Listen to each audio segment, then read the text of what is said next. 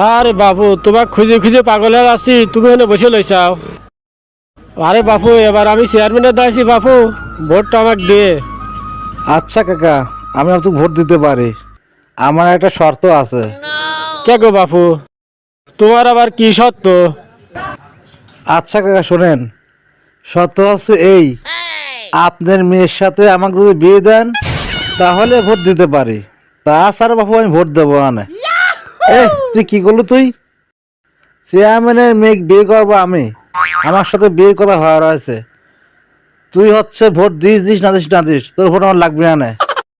চেয়ারম্যানের আমি হব, আমি চেয়ারম্যানকে যে প্রস্তাব দিছি, চেয়ারম্যান চিন্তা ভাবনা করে দেখুক, যদি রাজি হয় তাহলে ভোট দেবো, তাছাড়া বাবু ভোট মোট দেবো না।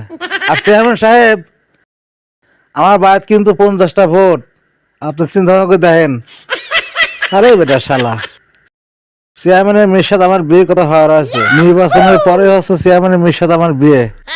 তুই ভোট দিলে দিস, না দিলে না দিস, বেটা শালা গুনে কর।